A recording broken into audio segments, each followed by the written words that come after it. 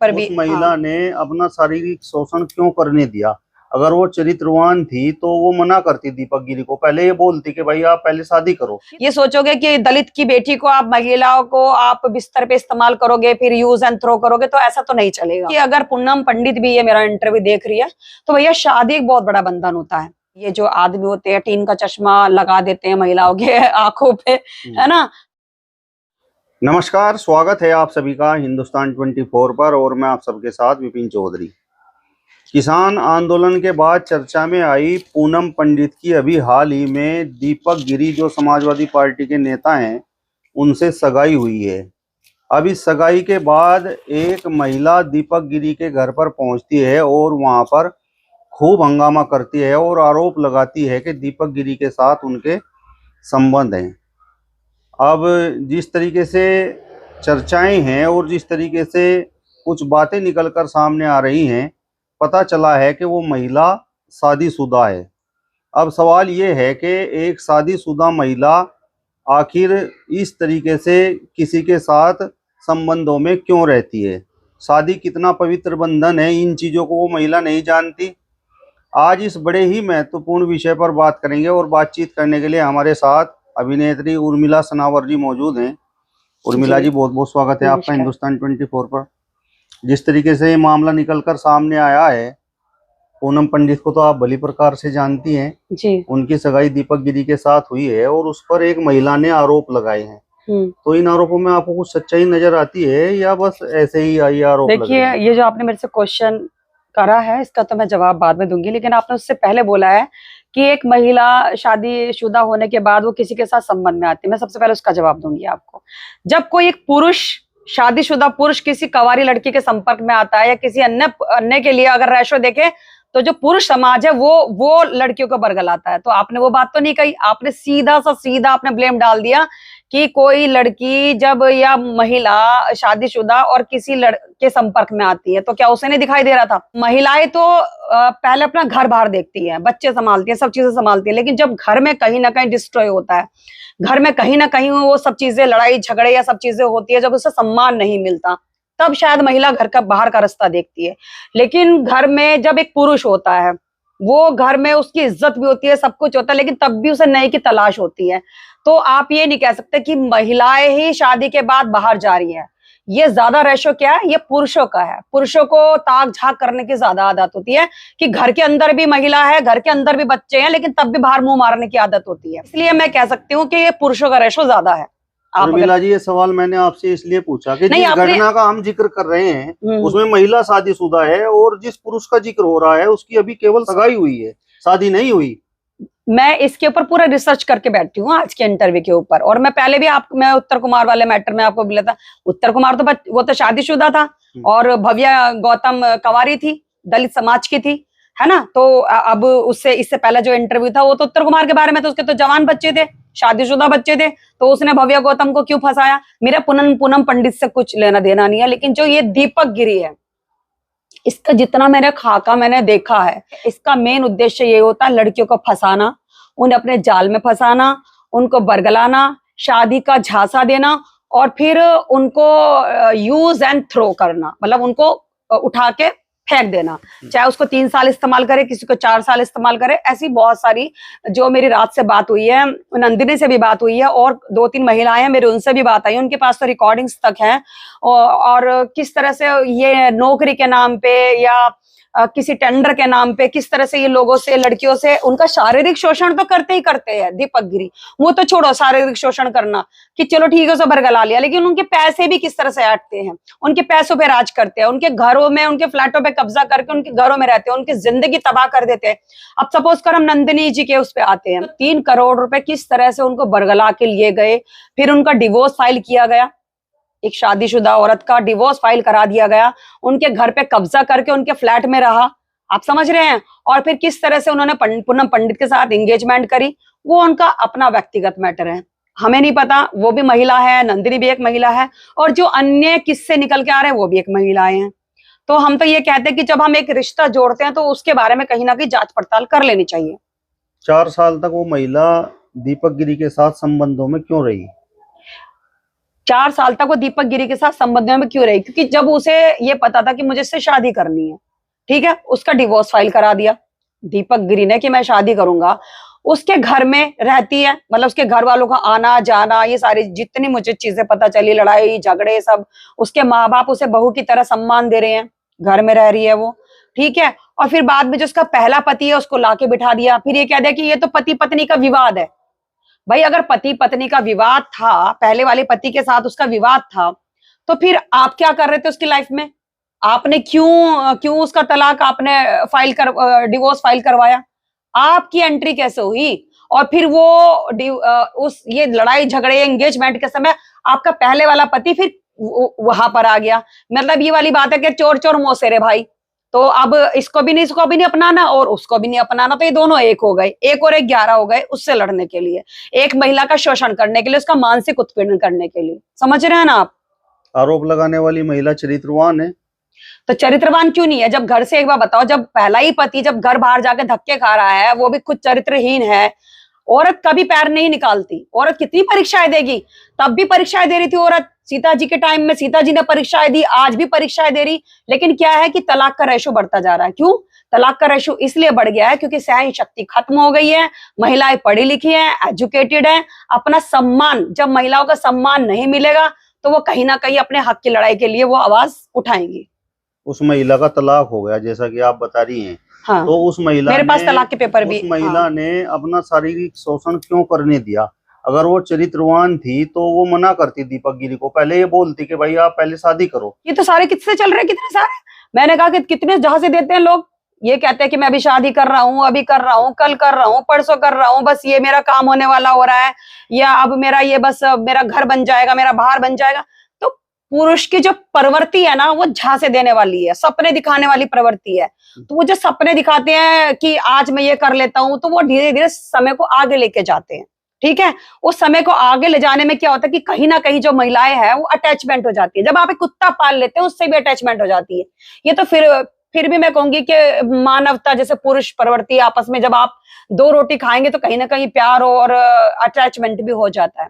लेकिन अटैचमेंट इतना नहीं होना चाहिए, इतना कि आप उसके करोड़ों रुपए आपने उसके हड़प लिए, खाली एक ही, चलो हम मानते हैं कि चलो खाली आपने एक ही महिला के पैसे ऐंठे हैं, लेकिन आपने तो कई महिलाओं के, आपके तो किससे आ रहे हैं। और अगर हम पार्टी की बात करें, पार्टी विशेष की बात करें, तो समाजवादी पार्टी में तो सारे गुंडे हैं। दीपक गिरी क्या बहुत गुंडे भरे पड़े हैं समाजवादी पार्टी में। आप बताओ ना कि पहले समाजवादी पार्टी में कहाँ महिलाएं कहाँ सेफ थी? महिलाएं कहाँ सेफ थी? अगर हम भारतीय जनता पार्टी की बात करें, महिला शक्ति मिशन की बात करें, तो माननीय मोदी जी ने आज महिलाओं के सम्मान की बात करते हैं, या महिलाओं के विकास की बात करते हैं, हेल्पलाइन की बात करते हैं। आज महिलाएं खुलेआम सांस ले सकती हैं, जा सकती हैं, आ सकती हैं। आप पहले महिला, आप कई कोर्ट रोड पे जाके दिखा दो, कभी उसकी चैन स्केचिंग होती, कभी चेन खींच लेते थे, कभी छातियों पे हाथ मारते थे। कितनी गुंडागर्दी थी, आप समझ सकते हैं ना। और ये गुंडों की सरकार है समाजवादी पार्टी, गुंडों की सरकार है, गुंडे भर रखे हैं, दीपक गिरी जैसे गुंडे भर रखे हैं। बताओ। उस महिला ने खूब हंगामा भी किया। हाँ, और पूनम पंडित और दीपक गिरी की सगाई भी हुई, और सगाई अभी तक बरकरार है। अगर उस महिला के आरोपों में कुछ सच्चाई होती तो पूनम पंडित तो सगाई तोड़ देती। सगाई तोड़ देती या क्या है, वो उनका व्यक्तिगत मैटर है, मैं उसमें नहीं जाना चाहती। उनके व्यक्तिगत मैटर में, दीपक गिरी के और पूनम पंडित का वो व्यक्तिगत मैटर, हमें उसमें नहीं जाना है कि उन्होंने क्या चीज के देख के उन्होंने उसके साथ एंगेजमेंट करी, क्या सोच के करी, करियर को लेके करी या अपने परिवार को लेके करी, किस चीज को लेके करी, तो वो उनका लुकआउट है, हमें नहीं पता। लेकिन हाँ, अगर एक लड़की किसी के एंगेजमेंट के सामने कूद पड़ी, मैदान जंग में कूद पड़ी, क्या आपको नहीं पता था उसकी मार पिटाई भी हुई, सब कुछ हुआ, उसको किस तरह से उसने चोटें दिखाई? आप जाइए लाइव पे, सारी चीज, उसके हाथ नीले कर रखे उसके घर वालों ने मार मार के, है ना। जब वो घर पे उसने वो गई है, हंगामा करा, सब चीजें करी, तो किस तरह से मार रखा उसको? आप समझ रहे हैं ना कि वो से पागल कुत्ते ने तो नहीं काटा होगा ना, कि वो किसी फंक्शन में चली गई कि भाई 4 साल से ये मुझे शादी का झांसा दे रहा है, मेरे पैसे इसने ऐंठ लिए, और खाली एक ही किस्सा नहीं है। तो ये तो समाज में डे बाय डे हमारे सामने तो आ ही रहे हैं, महिलाओं का शोषण हो ही रहा है डे बाय डे। किसी का किसी तरह से शोषण हो रहा है, किसी का किसी तरह से शोषण हो रहा है, तो शोषण हो रहा है। अब सगाई के बाद तो उन्होंने जाकर उसके घर पर हंगामा कर दिया, तो ये काम तो वो सगाई से पहले भी कर सकती थी। देखिए, सगाई से पहले तो तब करती ना जब उसे पता चलता कि एंगेजमेंट हो रही है। आप जब वो कहते हैं ना कि पानी सिर से ऊपर हो जाता है, तो क्या पता उसे ना पता चला हो? जब पता चलेगा तभी तो आदमी आवाज उठाएगा ना। आप बताओ कि जब उसे पता चला कि भाई उसकी एंगेजमेंट हो रही है और मेरी, जिसको मैंने अपनी जिंदगी के 4 साल दिए हैं और मेरी लाइफ डिस्ट्रॉय हो रही है और मेरा पैसा भी चला गया, मेरा मान सम्मान चला गया, मेरे बच्चे चले गए, मेरा पति चला गया, मेरा घर परिवार चला गया, इस आदमी के चक्कर में तो क्यों नहीं वो आवाज उठाएगी? वो आवाज भी उठाएगी। और सर्वप्रथम मैं तो ये कहती हूँ कि मैं खुद एक दलित महिला हूं और वो दलित की बेटी है, तो क्या इनका यही काम रह गया सबका?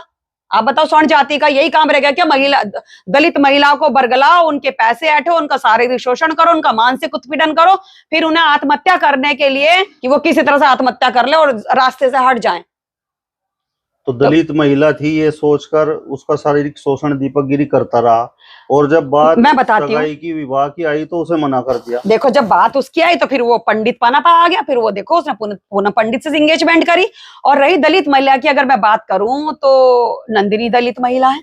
मैं दूसरी महिला का नाम नहीं लेना चाहती, मैं तीसरी महिला का नाम नहीं लेना चाहती। उन महिलाओं ने मुझे मना करा, उन महिलाओं ने मुझे चेक तक दिखाए कि किस तरह से वो कैश पैसे लेता था, उनको 15 लाख के, 5 लाख के, 10 लाख के, किस तरह से नौकरी का झांसा दे रखा। मैं उनका नाम आपके चैनल पे नहीं खोलना चाहती, लेकिन मैं जब भी किसी विषय में बोलती हूँ तो कहीं ना कहीं जांच पड़ताल करके ही बोलती हूँ। ऐसे नहीं बोलती हूँ कि हवा में ही आ गई और सिर्फ अपने टीआरपी लेने के लिए, अपनी पब्लिसिटी लेने के लिए मैं यहाँ पे बोलना शुरू कर दिया। आप समझ सकते हैं ना? तो मतलब ये जो उत्पीड़न ये कब तक चलता रहेगा? हम तो ये सोच रहे हैं कि कब तक आप ये सोचोगे कि दलित की बेटी को, आप महिलाओं को आप बिस्तर पे इस्तेमाल करोगे, फिर यूज एंड थ्रो करोगे, तो ऐसा तो नहीं चलेगा। आपको शादी करनी पड़ेगी। जब उससे शादी के वादे किए हैं, उसका डिवोर्स कराया हो, आज वो कहीं की नहीं रही है, आपको अपनी सारी इनकम दे दी उसने, अपने उसके फ्लैट में रहे आप खुद इतने साल तक, और उसके बाद आप सिरे से नकार रहे हैं। वो कह रहे कि मैं तो इसको टेंडर दिलाता था, ये दिलाता था, वो करता था, ये वो। उसके भी मैंने उनका भी वक्तव्य सुना है, उस लड़की का भी वक्तव्य सुना है, फिर जो थर्ड पार्टी है, फोर्थ पार्टी है, उनकी भी मैंने वक्तव्य सुना, उनकी भी चीजें सुनी है। तो मैं तो इस निचोड़ पे आई हूँ कि अगर पूनम पंडित भी ये मेरा इंटरव्यू देख रही है तो भैया, शादी एक बहुत बड़ा बंधन होता है।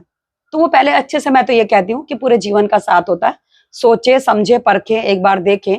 हो सकता है कि कई बार ये जो आदमी होते हैं टीन का चश्मा लगा देते हैं महिलाओं के आंखों पे, है ना, तो वो प्रेम में इतनी पागल हो जाती है कि उनको कुछ दिखाई नहीं देता। और पूनम पंडित तो अच्छी वक्ता भी हैं, अच्छी लीडर हैं और समझदार हैं। तो मेरे ख्याल से वो जो भी डिसीजन लेंगे सोच समझ के, आई थिंक सो, अच्छा ही लेंगी। आपने कई दलित महिलाओं के बारे में जिक्र किया जी, और आप जिस टीन के चश्मे की बात कर रही हैं, तो वो टीन का चश्मा बस दलित महिलाओं को ही लगा? नहीं, औरों को भी लगा। हमने तो इतना देखा है कि जो महिलाएं हैं वो कहीं ना कहीं शोषित, उनका शोषण हो रहा है। हाई प्रोफाइल में भी हो रहा है, लो तबके में भी हो रहा है, और आज के टाइम में हो रहा है जब आज इतना ब्रॉड माइंडेड लोग हैं, जहां अपनी बेटियों को एक्ट्रेस बनाते हैं, बड़े बड़े विधायक मंत्री बनाते हैं, या बाहर विदेशों में पढ़ने भेजते हैं, साइंटिस्ट बनाते हैं, तब भी महिलाओं का शोषण हो रहा है। कहीं ना कहीं किसी ना किसी एंगल पे जाके उनका शोषण हो रहा है महिलाओं का। तो हम तो सिर्फ ये सोचते हैं कि महिलाओं का शोषण कब तक होता रहेगा। अब आप देखो ना, स्विट्जरलैंड में डॉक्टर घावरी बैठी है, रोहिणी घावरी बैठी है। स्विट्जरलैंड बैठी हुई डॉक्टर रोहिणी का चंद्रशेखर भाई चंद्रू ने शोषण कर लिया। बताओ, जो लड़की देश को रिप्रेजेंट कर रही है, 1 करोड़ का उसको स्कॉलरशिप दे के वो वहां पर पीएचडी कर रही है, अब उसका शोषण हो गया। बताओ, तो गंभीर विषय है ना ये सब चीजें।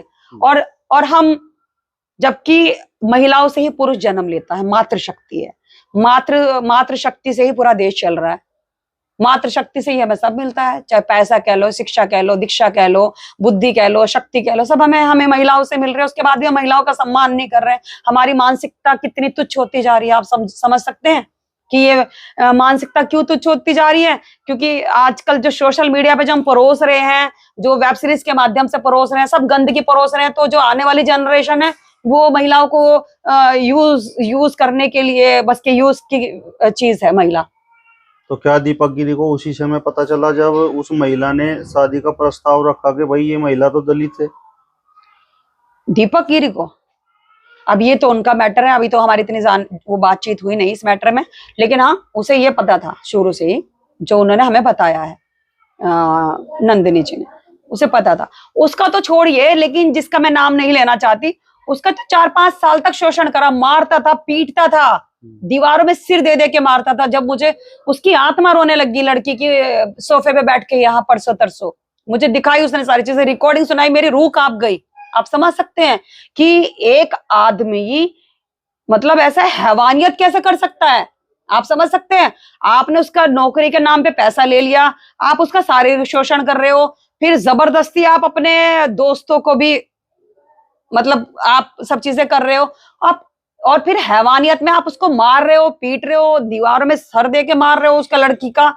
तो मतलब देश हमारा कहाँ जा रहा है? लोगों की मानसिकता कहाँ जा रही है पुरुष प्रवृत्ति की? हम तो ये सोच रहे हैं। और फिर बदनाम आज के टाइम में बदनाम नीला ड्रम हो रहा है, बदनाम महिलाएं हो रही हैं। एक नीला ड्रम सामने आ गया कि खाई में उसे गिर दिया, नीले ड्रम में उसे दफन कर दिया, तो आज फिर बदनाम महिलाएं हो रही है। लेकिन जो पुरुष की प्रवृत्ति है, हम तो उससे नहीं मिले, उस महिला से जिसने नीले ड्रम वाला केस हुआ, मेरठ का ही केस था वो भी। लेकिन कहीं ना कहीं अगर एक माँ को मातृत्व तो उसके अंदर इतना होता है, चाहे वो बेटी हो, किसी की माँ हो, महिला जो भी हो, लेकिन क्यों महिला इतनी क्रूर हो रही है? क्यों तलाक का रेशो बढ़ता जा रहा है डे बाय डे? महिला कुछ किसी की ना पैसे की भूखी है ना किसी चीज की भूखी है। महिला अगर भूखी है तो सम्मान की भूखी है। नहीं, ये तलाक वगैरह की प्रवृत्ति तो इसलिए बढ़ रही है क्योंकि यही मामला आप देख लीजिए, ये महिला शादीशुदा थी और उसके बावजूद उस दीपक गिरी के साथ वो संबंधों में थी। गलत कह रहे हैं आप। औरत कब घर से पैर बाहर निकालती है? जब उसे पता लगता है कि मेरा आदमी 10 जगह धक्के खा रहा है।